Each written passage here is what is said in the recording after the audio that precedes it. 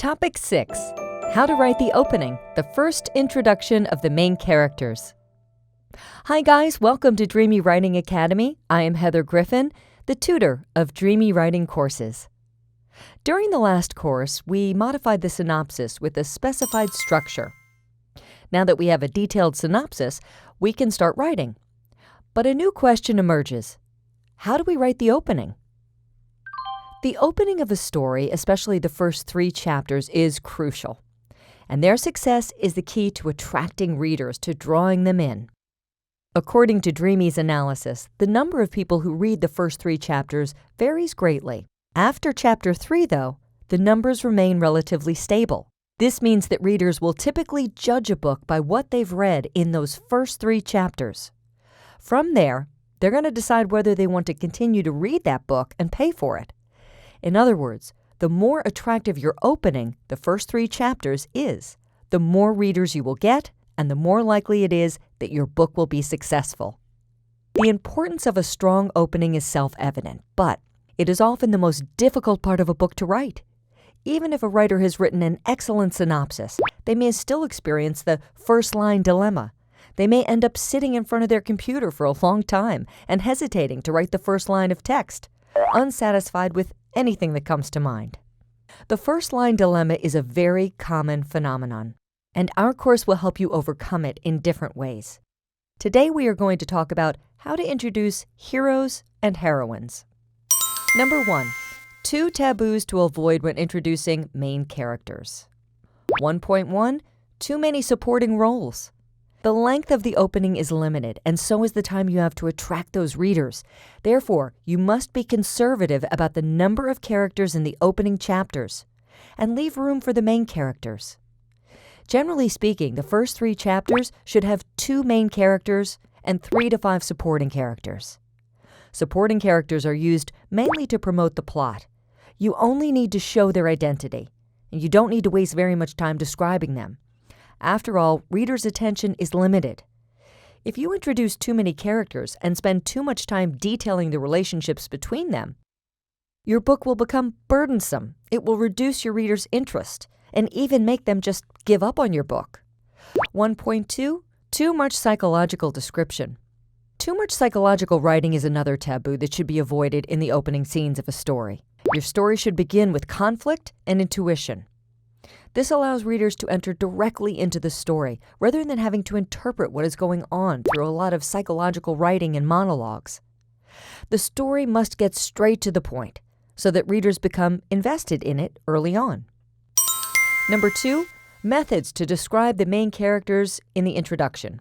Before moving on, please think about the stories you have written or you love. How were the main characters introduced in the beginning? Well, as we can see, an impressive introduction of main characters is very important. And here are some tips for you.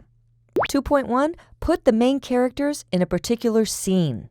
To capture the reader's attention in the opening chapter, you should make sure that the main character's appearance is impressive and fits their personality. One of the most common methods is to place the main characters in a particular scene. Examples include daily life scenes and non-daily life scenes. Daily life scenes show the main characters in their natural environment, their comfort zone, which will contrast upcoming changes and conflicts. In daily life scenes, you should focus on the following: moments in a character's daily life amidst their current life trajectory. The main character's relationships with the people around them. Now, in His Purchased Wife, from the start, we can see the tragic life of Emily Parker. She lodged with her uncle and was mistreated by the people around her. Her cousin envied her and bullied her because of her beauty. She lived in a home without tenderness, and she felt like no one cared about her. It is also possible to introduce characters in non-daily life scenes, such as at a bar, hotel, a hospital maybe, a dance party, or even in outer space. Non-daily life scenes can exemplify the changes and conflicts in the main characters' lives, emphasizing the following: the main character's dilemmas, the main character's choices, the main character's love affairs. Non-daily life scenes can reveal a complicated plot. To make this work, you need to detach your main characters from their daily life trajectory, push them into a conflict, and have them impact readers as soon as they open the book. Examples of where this is done well include His Mate, All the Wrong Places, and Once Upon a One-Night Stand. In His Mate, the heroine, Samantha Schuyler Wright, is very happy to go to the ball and meet her mate, Jack Hugh LaRove. Unfortunately, she is rejected, and she is faced with a dilemma. In All the Wrong Places, the heroine, Julianne, goes to Paris to escape a prearranged marriage. Upon arrival, she meets the hero, Jin Stark, in a souvenir shop. She loves him, but she is supposed to go home to fulfill her original engagement. Thus, she is faced with a dilemma. In Once Upon a One-Night Stand, when Edie, the heroine, opens her eyes, she discovers that she had a one-night stand with a stranger. She has a special relationship with this man, and her life is changed. In fantasy or apocalyptic-themed stories, authors often have the main characters wake up in an unfamiliar place and time. This is a plot device that creates an immediate dilemma and pushes the story forward. In general, in the opening, you need to create a scene that will allow your main characters to react and show their charm. 2.2. Writing dialogue for your characters. A good dialogue is more appealing to readers than a declarative sentence. If you can use dialogue to introduce characters, definitely do so. Try to give up on descriptive statements and monologues. The advantage of dialogues is that they contain emotions and conflicts. They can reveal not only the plot, but also the personality of the characters. Let's take a look at the opening of His Purchased Wife. "You're such a bitch. I will not leave you this time." I hear my cousin Tia's angry voice, and I begin to shiver in fear. I don't know what I have done today to make her so angry, but now it has become my daily routine to face the anger of Tia. No one, literally no one, stops her when she beats me so bad. Once, she nearly broke my ribs, and still no one came to my rescue to protect me. I'm just a waste in this house. Tia starts pulling my hair. "You whore!" I look into her eyes, and all I see is disgust and hatred towards me. "You bitch! Because of you, I had a breakup. What's so special in you that everyone wants to make you their girlfriend?" This is a fascinating opening. In this scene, we can see that Tia's boyfriend broke up with her because of Emily. Tia vented her anger on Emily, but Emily was an innocent girl. Tia's angry words reflect her irritable personality while conveying Emily's miserable living conditions and her honest, enduring character.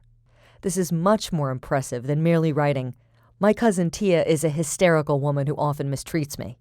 In other instances, the main character may appear in the dialogue, but not in the scene. For example, in The Alpha Female, Isabel receives some messages from her father and brother before meeting the Alpha, Bancroft. "Father, haven't you heard?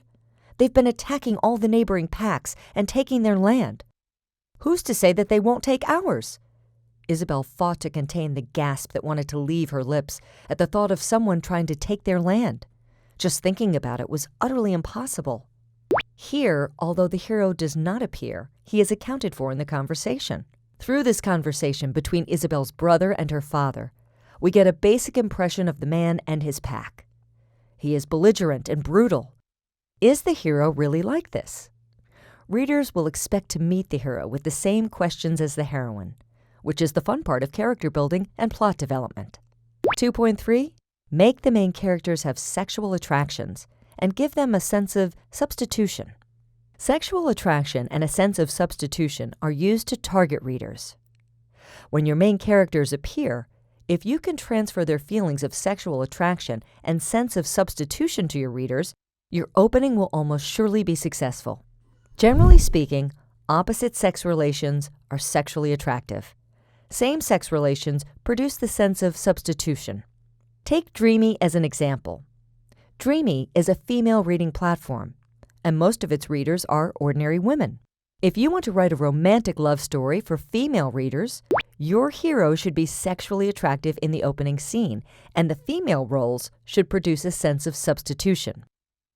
Male characters should be sexually attractive, handsome in appearance, extraordinarily wealthy, powerful, of noble birth, or unique in some other way that will appeal to the heroine and female readers.